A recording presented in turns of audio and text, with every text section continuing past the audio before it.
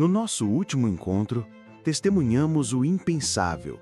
Anjos de elite, os vigilantes, quebrando seu juramento sagrado, descendo à terra e contaminando a linhagem humana.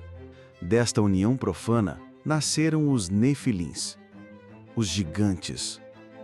Mas o nascimento deles foi apenas o começo.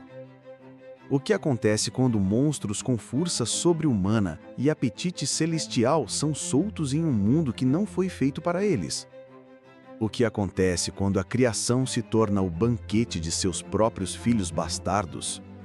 Gênesis 6, 5 nos dá um resumo aterrorizante do resultado. E viu o Senhor que a maldade do homem se multiplicara sobre a terra e que toda a imaginação dos pensamentos de seu coração era só má, continuamente. E então, o versículo 6, talvez o mais triste de toda a Bíblia. Então, arrependeu-se o Senhor de haver feito o homem sobre a terra e pesou-lhe em seu coração. O que poderia ser tão terrível, tão pervasivo, tão corrupto a ponto de fazer um Deus perfeito e amoroso se arrepender de sua própria criação? O que esses gigantes fizeram na terra? E a pergunta que ecoa através dos milênios: por que uma solução tão drástica como o dilúvio? Por que afogar o mundo inteiro? Deus não poderia simplesmente ter eliminado os gigantes com um raio? A resposta é muito mais profunda e chocante do que uma simples punição. Não se tratava apenas de mau comportamento. Tratava-se de contaminação genética, espiritual e cultural. Uma corrupção que ameaçava apagar a própria imagem de Deus da face da terra. Fique comigo, porque hoje vamos entrar no mundo dominado pelos gigantes. Vamos testemunhar seu reinado de terror e entender por que o dilúvio não foi apenas um ato de ira, mas um ato de cirurgia cósmica. A única forma de limpar um câncer que estava prestes a consumir tudo. E no final, a maior revelação de todas. O que aconteceu com os espíritos imortais desses gigantes depois que seus corpos foram destruídos? A resposta encontrada em textos antigos explica a origem do mal que sentimos até hoje. O mundo ordinário daquela era não era mais o da humanidade. Era o mundo dos Nefilins. Eles eram os novos senhores da terra. Eram os valentes, os homens de fama mencionados em Gênesis. Eram os reis, os tiranos, os predadores no topo da cadeia alimentar. A humanidade vivia sob o terror e a proteção desses seres. Imagine um mundo onde a força bruta era a única lei, um mundo onde qualquer disputa era resolvida não pela justiça, mas sim pelo poder esmagador de um semideus. Este era um novo normal: medo, opressão e uma admiração doentia por esses seres poderosos. A humanidade estava se tornando cada vez mais como seus opressores, violenta, cruel e insaciável. Isso nos mostra um princípio espiritual perigoso. Aquilo que você idolatra, eventualmente irá te escravizar. A humanidade, fascinada pelo poder e conhecimento trazidos pelos vigilantes, agora se via escrava de seus filhos monstruosos.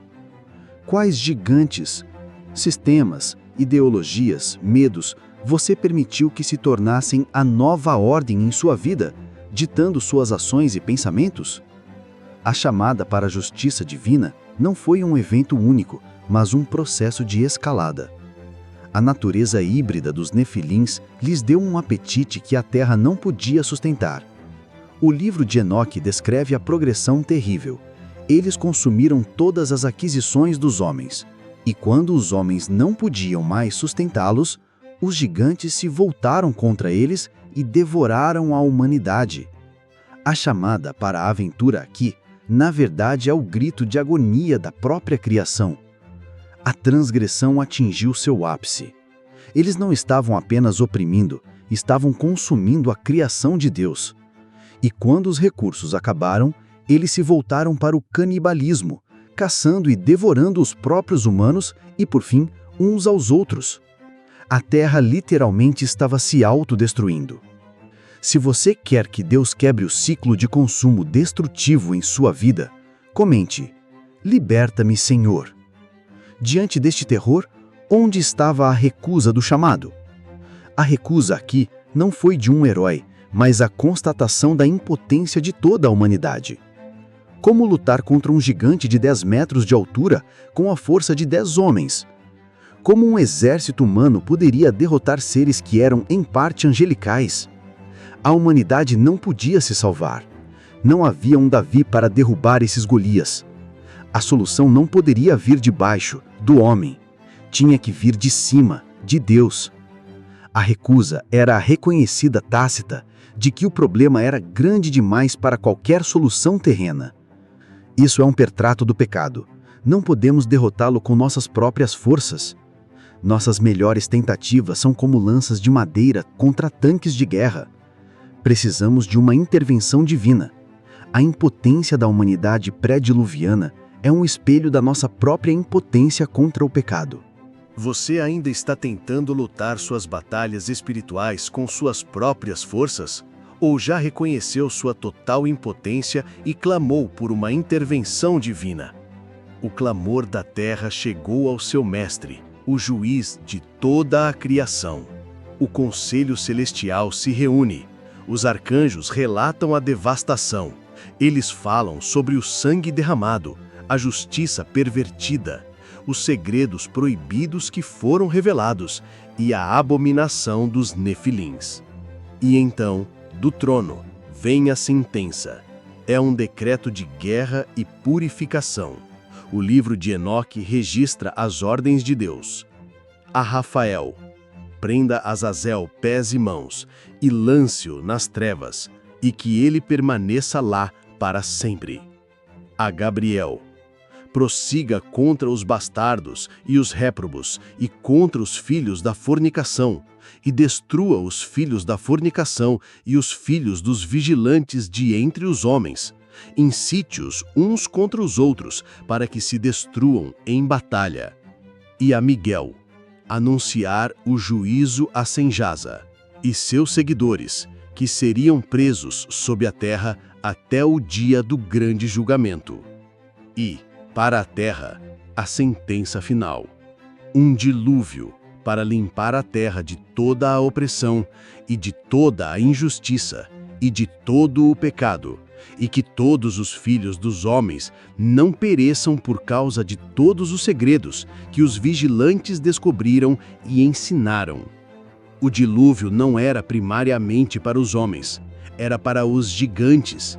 Era uma arma biológica específica para destruir os corpos híbridos que corrompiam o planeta e para limpar a Terra de sua influência. A justiça de Deus é perfeita e inevitável. Siga este canal e comente: a justiça do Senhor virá para se alinhar com o caráter justo de Deus. O decreto foi dado no céu, mas Deus, em sua incrível soberania, escolhe um homem para ser o arauto do juízo: Enoque, aquele que andou com Deus e não apareceu mais, porquanto Deus para si o tomou. Gênesis 5, 24. Ele é levado aos céus e depois aos locais onde os vigilantes estavam sendo presos. E Deus lhe dá uma missão impensável. Vai e dize aos vigilantes do céu que abandonaram o alto céu: vós não tereis paz. Imagine a cena: um simples ser humano de carne e osso se tornando o mensageiro do Apocalipse para anjos caídos, seres de poder e glória imensos. Este é o ponto de não retorno do juízo. A mensagem foi entregue. Curta o vídeo agora se você se coloca à disposição para ser um mensageiro de Deus, seja com uma mensagem de juízo contra o pecado ou de esperança para o arrependido. Diante da mensagem de Enoque, os vigilantes enfrentam sua prova. Eles são tomados de pavor. Eles, que eram arrogantes e desafiadores, agora tremem. Eles pedem a Enoque: escreva por nós uma petição de súplica para que possamos receber o perdão. Parece um momento de arrependimento, mas não é. O inimigo deles aqui é o seu próprio orgulho incurável.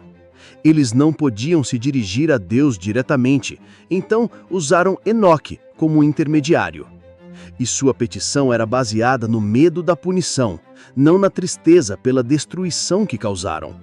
Era um arrependimento falso. Enoque leva a petição a Deus, e a resposta é um não definitivo. Deus diz que eles é que deveriam ter intercedido pelos homens, e não o contrário. A porta estava fechada. Isso nos ensina a discernir entre o remorso e o arrependimento genuíno. Quando você pede perdão a Deus, é porque tem medo do inferno ou porque está verdadeiramente triste por ter ofendido o coração dele? A sentença está selada. A aproximação da caverna escura é o período final de contagem regressiva. Gênesis 6:3. Então disse o Senhor: os seus dias serão de 120 anos.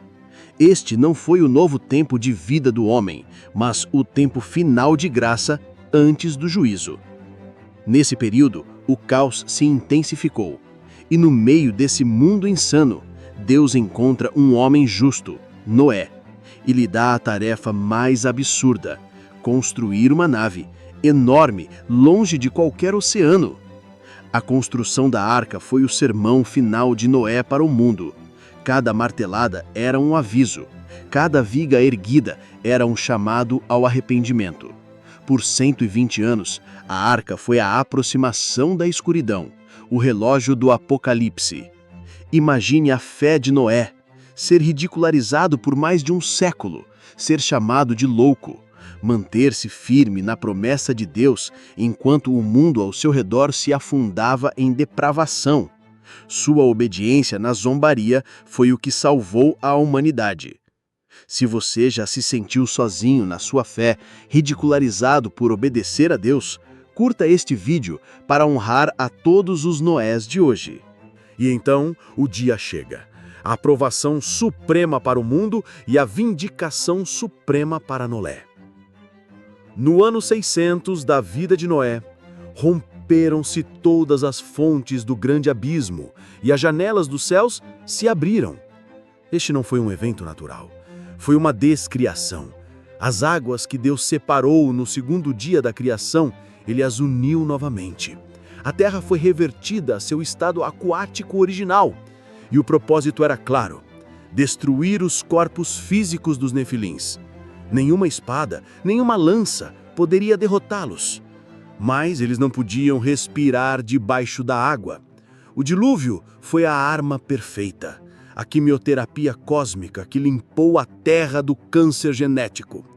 Dentro da arca, seguros, estavam Noé, sua família e os animais. Fora, o juízo. A criação de Deus, a água, que simboliza a vida e a purificação, tornou-se o instrumento do juízo final sobre aquela era. Escreva nos comentários: eu estou na arca da salvação que é Cristo. Após a tempestade, a recompensa. A recompensa para a justiça de Deus e para a fé de Noé foi um mundo lavado, uma tela em branco, uma segunda chance para a humanidade. A corrupção nefasta foi exterminada. Deus estabelece uma aliança com Noé e o sinal é o arco-íris, uma promessa de que ele nunca mais destruiria a terra com água. A recompensa não foi apenas a sobrevivência, foi um novo pacto, um recomeço baseado na graça e na promessa. Se você precisa de um recomeço em sua vida, comente arco-íris da promessa e receba esta palavra de esperança. A estrada de volta é o desafio de repovoar um mundo vazio. Mas aqui, a jornada revela a sua ressurreição mais sombria, o cliffhanger que muda tudo. Os corpos dos gigantes foram destruídos, mas o que aconteceu com seus espíritos? Sendo de origem híbrida, parte angelical, parte humana, eles não pertenciam nem ao céu, nem ao inferno dos homens. E aqui, chegamos à revelação chocante que Enoque recebeu.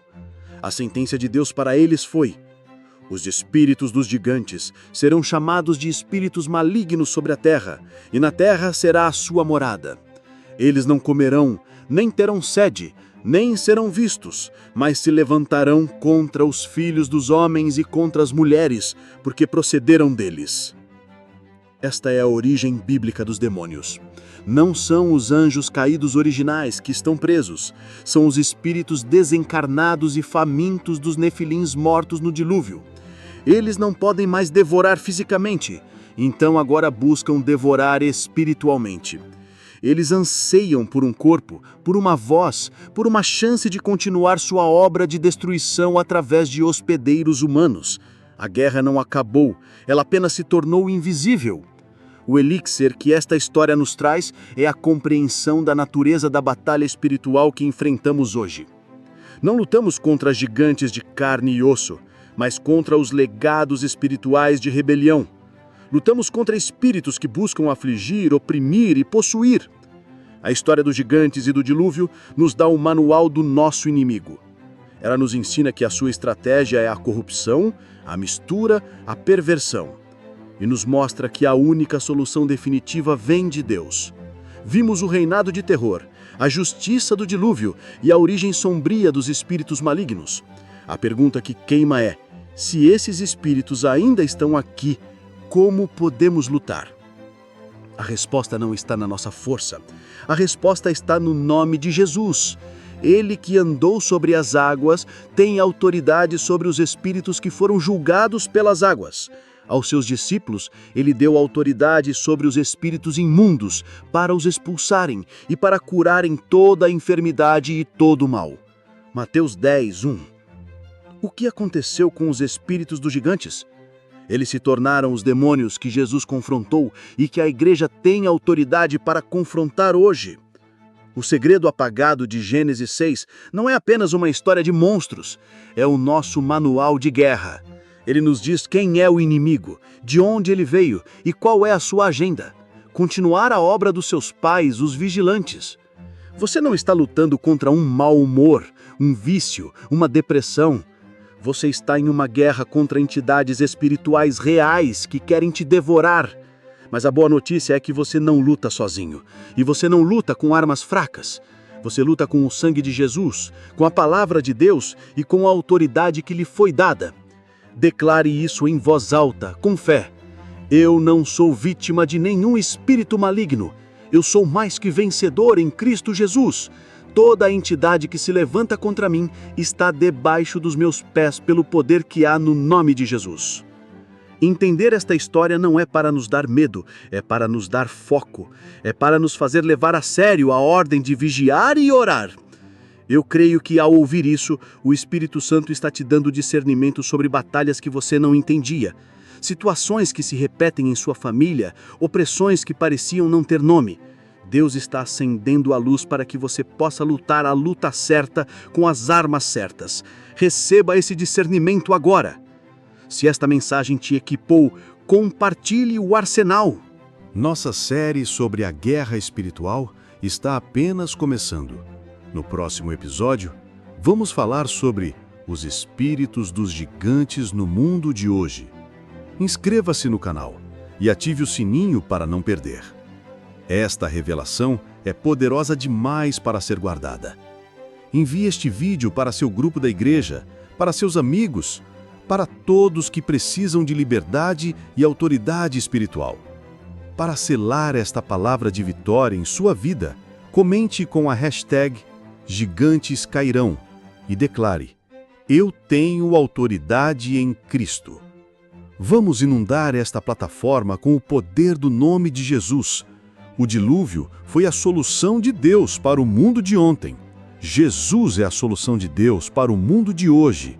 Abrigue-se na arca da sua salvação. Use a autoridade que Ele lhe deu. E lembre-se, a vitória final já foi conquistada. Versículo-chave. E despojando os principados e potestades, os expôs publicamente e deles triunfou em si mesmo. Colossenses 2, 15.